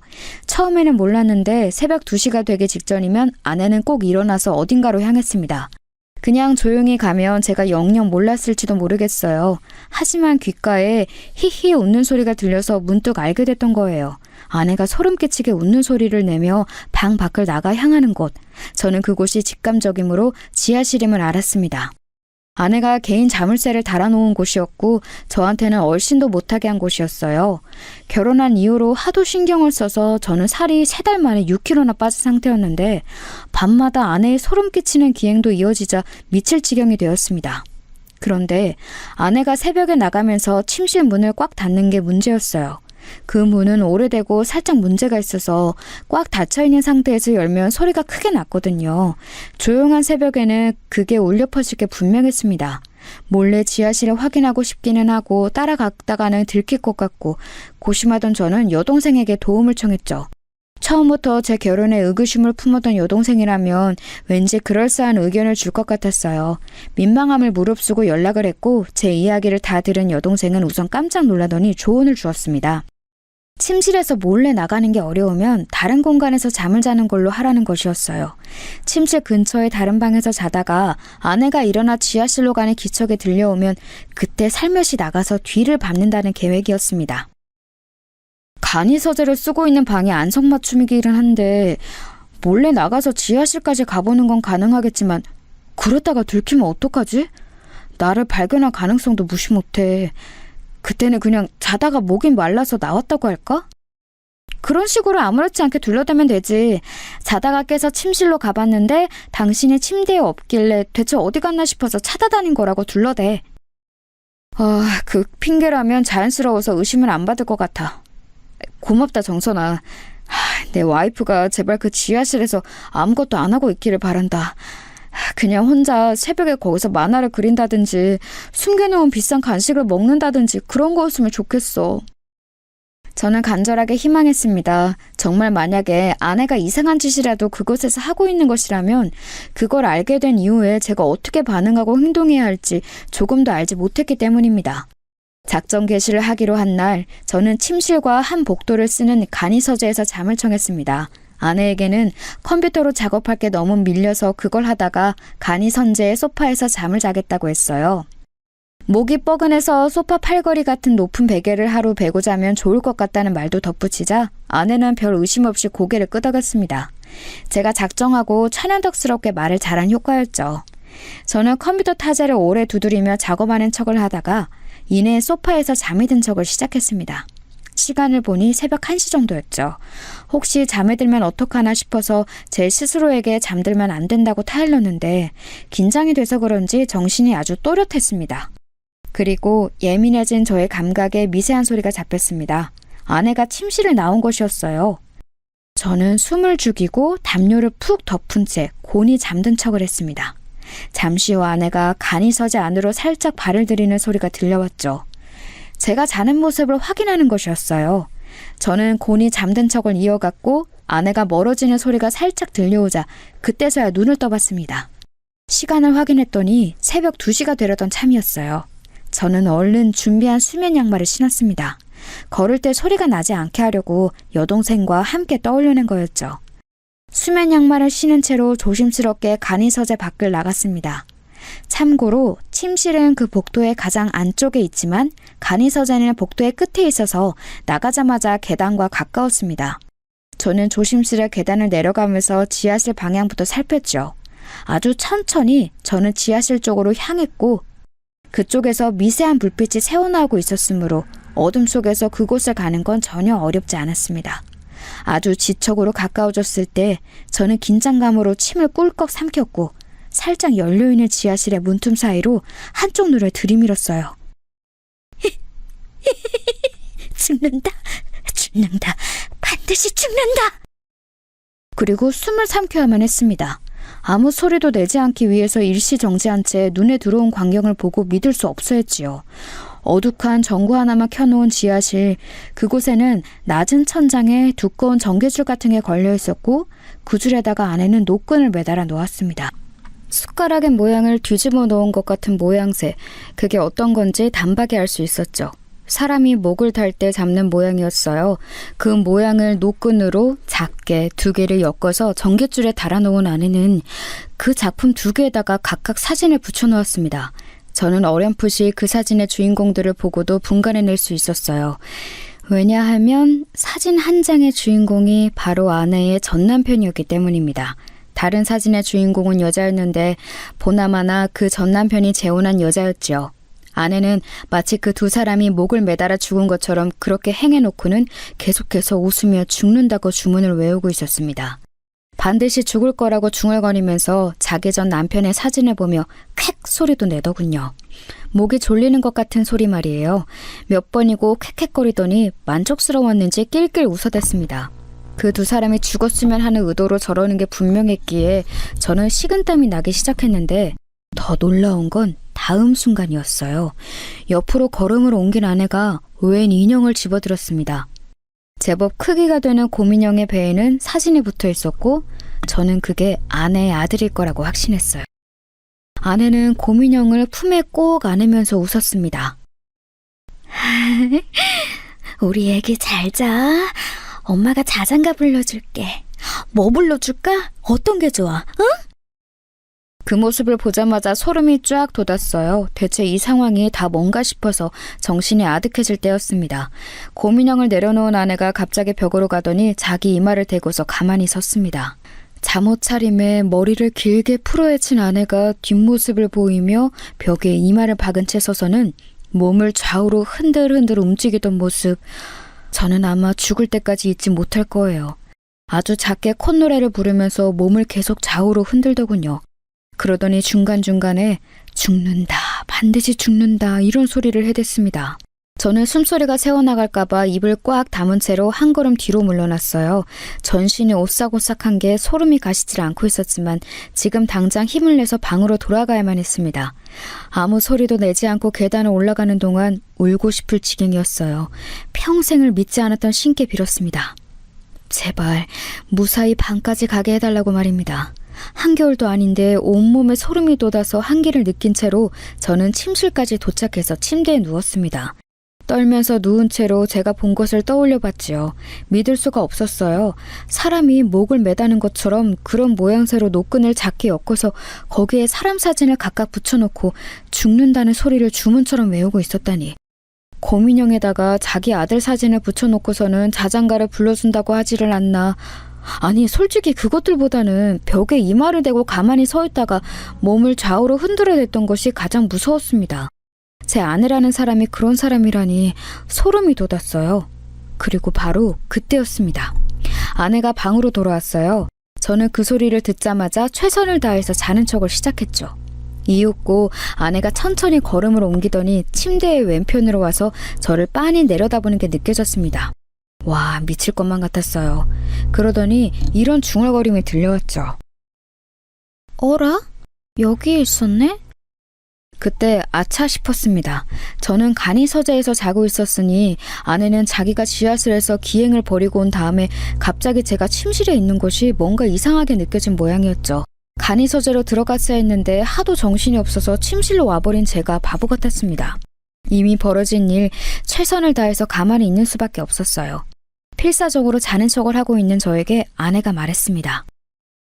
야, 너 지금 안 자고 있지? 저는 소름이 돋아난 채로 가만히 있었고 아내는 또 히히 웃었어요.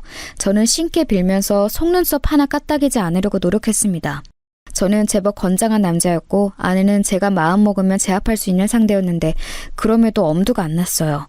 근본적으로 아내가 기이하게 비정상인 상태임을 알아차리자 맞설 대상으로 느껴지지도 않았습니다. 제가 용을 쓰며 자는 척을 이어가고 있을 때 아내가 저에게 얼굴을 가까이 대왔어요. 그러더니 자기 손가락으로 제 목의 옆쪽을 더듬거렸습니다. 잠깐만, 거기는 맥이 강하게 뛰는 곳인데 설마 그걸로 내가 자는지 안 자는지 확인하려는 거 아니야? 그걸 바로 알아차린 저는 그 즉시 몸을 움직였어요. 뒤척이면서 소리를 냈고 손으로 목을 긁으며 입맛을 다시는 행동을 했습니다. 최대한 자연스럽게 했죠. 예전에 여동생이 그랬었어요. 저는 자다가 무슨 소리가 들리며 꼭 뒤척이면서 입맛을 다시고 몸을 한번 긁는다고요. 아마 그 습관이 계속 이어져 왔을 거라고 믿었습니다. 그래서 기지를 발휘한 것인데 아내는 제가 잔다고 생각했는지 바로 걸음을 옮기더군요. 침대를 반대편으로 돌아서는 자기 자리로 가서 누웠습니다. 저는 밤을 꼴딱 새웠어요. 옆자리를 쳐다볼 엄두는 아예 못 냈죠. 아침 해가 밝아오고 난 다음에야 옆자리를 확인했는데 아내는 곤히 자고 있었습니다. 마치 아무 일도 없었다는 것처럼요. 아주 평온했죠. 잠을 자지 못해 미친 듯이 피곤한 제 몸 상태만 아니면 저도 꿈을 꿨다 했을 거예요. 꿈에서 헛것을 봤구나 싶었겠죠. 하지만 제가 본 것은 분명한 현실이었습니다. 저는 그날 당장 여동생에게 연락을 했어요. 여동생이 깜짝 놀라더니 이내 차분하게 자기 의견을 내놓았어요. 오빠, 그건 그냥 특이하다고 넘길 일이 아닌 것 같아. 보통의 일반 사람들이라면 그런 짓 절대 안 해. 그동안 새언니가 보여준 모습도 있고 이건 아무래도 심각한 문제가 있는 모양인데 그런 거라면 가족들이 절대 모를 리가 없지. 처음부터 다 알고서 오빠랑 결혼시킨 거야. 인정하고 싶지는 않았으나 솔직히 저도 그렇게 생각을 하고 있던 중이었습니다. 아내에게 큰 문제가 있어서 저처럼 조건 떨어지는 남자라도 집안에서 결혼을 시킨 것으로 보였어요. 저는 장인어른과 장모님을 찾아뵈었습니다. 형제들 중 맞이인 처형의 댁에 잠시 놀러가 머물고 계신 와중이었기 때문에 자리에 처형도 있었어요. 당장 찾아뵙고 드릴 말씀이 있다면서 방문한 저를 의미심장한 눈길로 바라보고 있었죠. 어쩌면 제가 진실을 알아냈음을 이미 눈치채고 계셨던 걸지도 몰라요. 저는 이판사판이다 싶어서 정면으로 들이박았습니다. 제가 안 쓰는 휴대폰이 한 대 있습니다. 그 공기계로 집에서 간단히 휴대폰 게임만 하는 정도인데요. 어느 날 제가 실수로 동영상 촬영 버튼을 눌러놓고 자러 갔습니다. 거실 테이블에 세워진 채로 놓여져 있던 그 휴대폰에 다음날 보니까 이상한 모습이 담겨 있더라고요. 새벽에 집사람이 지하실로 내려가는 모습이었습니다. 진작 의심을 해서 뒤를 밟았다고 하면 역으로 공격당할 여지가 생길까봐 여동생과 머리를 맞대서 발휘한 기지였어요. 공기계라는 핑계를 댔죠. 그렇게 우연히 아내의 새벽 기행을 알게 되었다는 얘기를 하자 단번에 세 사람의 표정이 어두워졌습니다. 특히 장모님께서는 손을 살짝 떠시더라고요. 도대체 무슨 일로 그 새벽에 지하실로 내려가는 것인지 궁금해졌습니다. 집사람이 굳게 자물쇠로 잠가놓는 그곳에 무슨 비밀이 있는지 호기심이 생겼어요. 그리고 저는 알아내고 말았습니다. 지하실에서 본 것들을 말했죠. 그랬더니 장모님께서 짧은 신음을 뱉으시더니 앉은 소파에서 반쯤 혼절을 하셨습니다. 옆으로 픽 쓰러지셔서 처형이 얼른 장모님을 붙잡았어요. 저도 깜짝 놀랐는데 다행히 장모님께서는 의식을 아예 잃은 게 아니셔서 방으로 모시는 조치 정도만 할 수 있었습니다. 장모님께서 방에 들어누우시고 장인어른께서는 담배를 찾아 잠깐 피러 나가셨어요. 남겨진 사람은 저와 처형뿐이었죠. 저는 차라리 잘 됐다 싶어서 처형께 진실을 요구했습니다. 집사람의 행동, 그건 그저 기이하다고 말하고서는 끝낼 수준이 아닌 것 같았어요. 그러니 처형께서 솔직하게 말씀해 주세요. 저는 집사람의 남편입니다. 알 권리가 있어요. 알 권리라... 네, 저도 그렇게 생각해요. 제부에게는 분명하게 알 권리가 있죠. 하지만 아버지와 어머니는 그렇게 생각하지 않으셨던 모양이에요. 이렇게 됐으니 제가 알려드리는 게 맞는 상황인 것 같아요. 저는 제 생활을 하느라 바빠서 몰랐는데 저의 막내 새언니가 그렇게 된 건 결혼을 잘못했기 때문이라고 다른 가족들은 그렇게 말을 하더라고요. 미국에서 결혼한 그거 말씀하시는 거죠? 결혼 생활에 불행이 있기 때문에 집사람이 저렇게 된 건가요? 그건 저희 가족들의 주장인데요. 솔직하게 제 생각을 알려드리자면 비단 그것만으로 그렇게 됐을 거라고 여기지는 않아요. 정신적인 결함이 새언니에게 내재되어 있었는데 미국에서의 결혼 생활이 촉매제가 되어서 그게 겉으로 그때부터 드러나기 시작했을 뿐이라고 보는 게 옳겠죠.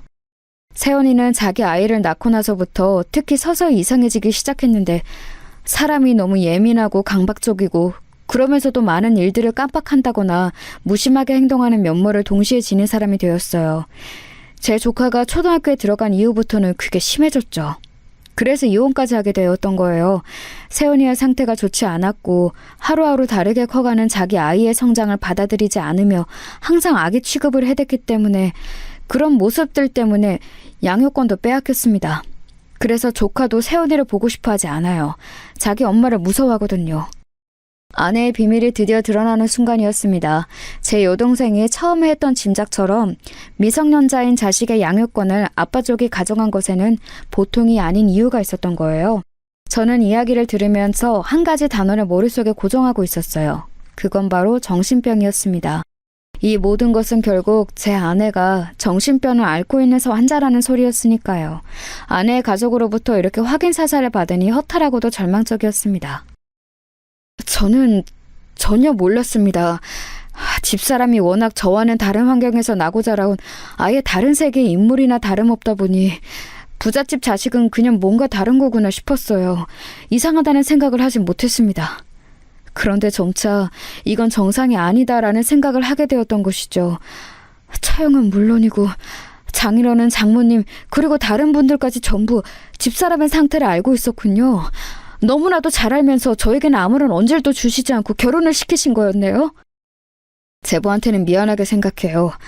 하지만 작정하고 속이려는 의도까지는 아니었어요. 그냥 말을 안 해도 되지 않을까 싶어서 말을 안 한 거였죠. 특히 저희 아버지하고 어머니가 세연이를 얼른 재혼시키고 싶어 하셨거든요. 그래서 어쩔 수 없었습니다. 세연이가 새 출발을 하면 다 괜찮아질 거라고 두 분은 그렇게 믿으셨어요. 정신 상태가 온전하지 않은데 무턱대고 새 출발이라뇨? 그런다고 정신이 멀쩡해지나요? 병원을 가고 치료를 받아야 차도가 있는 게 병인 것인데 재혼이 답이라고 생각하신 건가요? 세연이는 이혼하고 나서 한국에 들어온 이후부터 상태가 좋아졌어요. 약은 진작에 처방받아 먹고 있었는데 그게 효과가 좋지는 않았거든요. 그런데 한국에 들어오고 나서 약이 잘 받게 된 것인지 어쩐 것인지 상태가 좋아졌고 아주 멀쩡해 보이기까지 했어요. 세연이는 자기 실수로 가정을 잃었다고 생각해서 상실감이 컸어요. 다시 가정을 꾸린다면 자기가 안정감을 되찾을 거라고 했죠. 그때부터 저희 부모님은 세연이가 얼른 재혼하기만을 학수고대하신 것이고요. 이제 이게 다 어떻게 된 일인지 명백히 알게 되었습니다. 아내는 정신병을 앓고 있었고 그래서 제가 아내 같은 부잣집 막내딸과 결혼할 수 있던 거였어요. 그리고 절망적이게도 아내에게 육촌오빠 되시는 분이 정신병원에 계신다는 걸 알게 되었습니다. 혹시 집안 사람들 중에 또 정신적으로 어려운 경우가 있냐고 아주 조심스럽게 처음께 여쭈어 보았고 어렵사리 받아낸 대답이었죠. 그러니까 이건 유전이었던 거예요.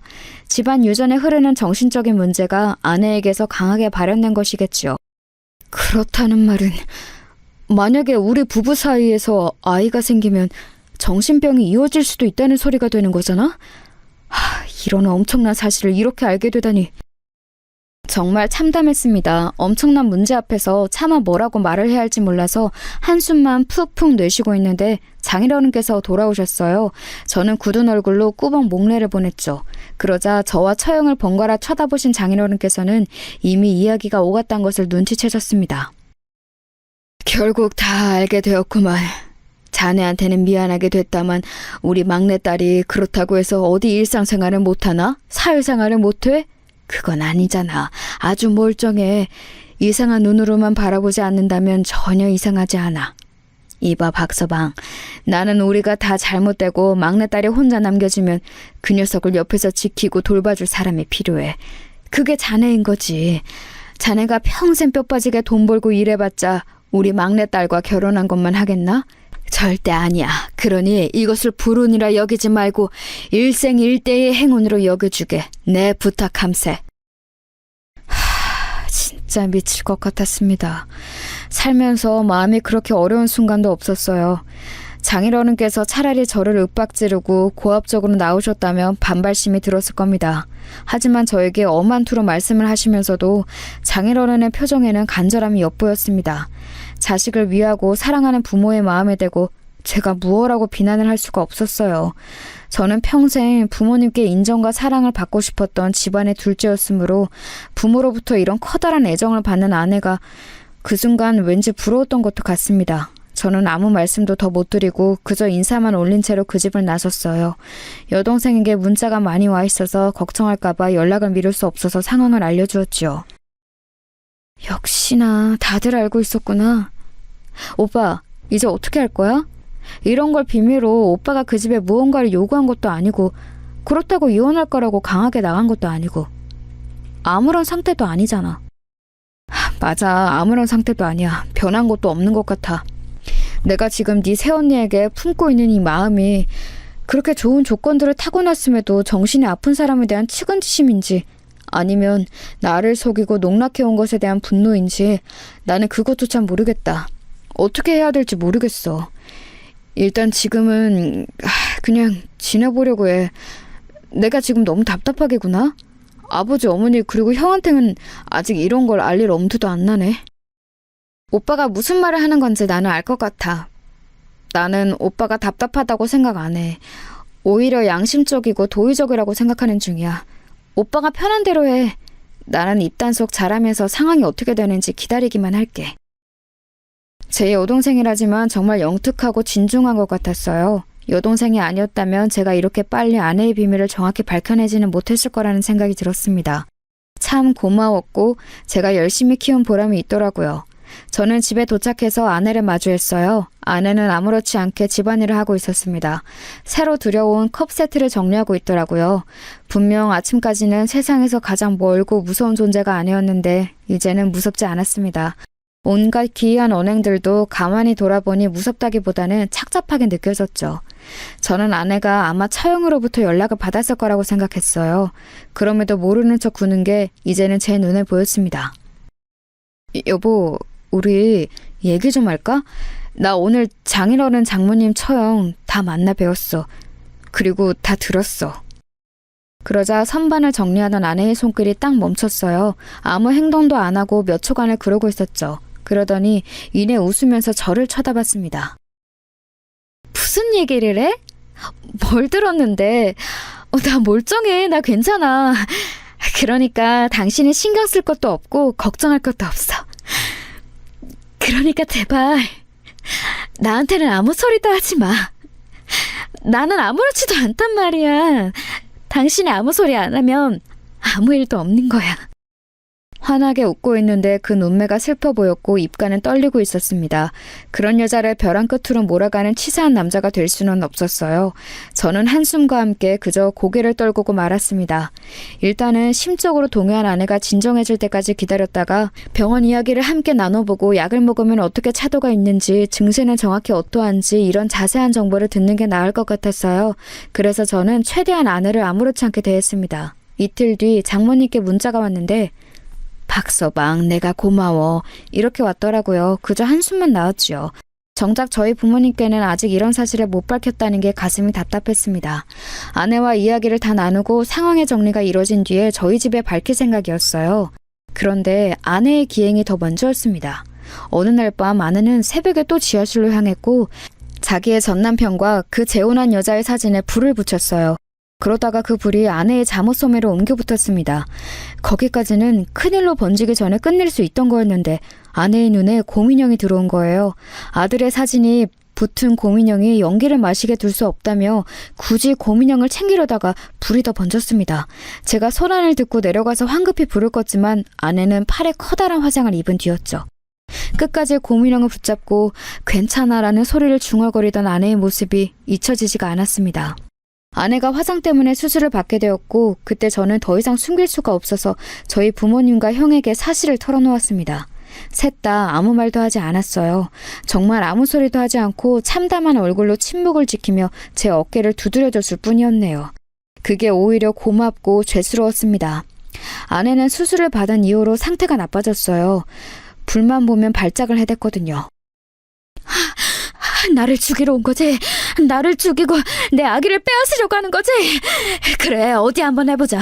네가 먼저 타죽나 내가 먼저 타죽나 어디 한번 확인을 해보면 알겠지. 그런 소리를 하면서 정신을 도통 차리지 못했습니다. 게다가 자기를 말리는 장모님을 알아보지 못하고 뺨을 때리기까지 했습니다. 괴물이라고 외치면서 장모님의 뺨을 사정없이 때렸어요. 그 모습에 모두가 망연자실했습니다. 결국 그 끝은 정신병원 행위였네요. 처형이 장인어른과 장모님을 눈물로 설득했기에 가능한 일이었어요. 그리고 저는 아내와 이혼을 했습니다. 아주 조용한 이혼이었고 제 짐을 챙겨서 한남동의 대저택을 나오는 일은 형과 여동생 단 2사람의 도움만 받고도 가능했어요. 간단한 제 것만 챙겨서 나왔거든요. 이혼 과정에서 아무것도 욕심내지 않은 제 모습이 좋게 보인 것인지 잠시나마 제 처가였던 그 집안에서 저에게 살해를 해왔습니다. 입금된 돈을 보고 눈알이 튀어나갈 뻔했어요. 저는 이런 액수는 받을 수 없다고 연락을 드렸지만 그쪽에서 워낙 완강한 태도를 보이셨기에 결국 감사히 받는 것으로 했습니다. 그 돈으로 저는 가족들과 함께 해외여행부터 갔어요. 5 식구가 함께 말레이시아로 여행을 가서 허심탄회한 대화도 나누고 대단한 자연도 만끽하면서 재충전의 시간을 가졌습니다.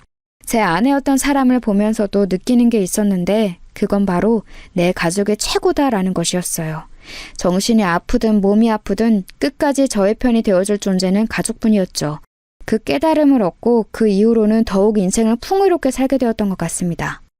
제 이야기는 이쯤에서 마무리를 짓고자 해요. 다들 멋진 인생 사시기를 바랍니다.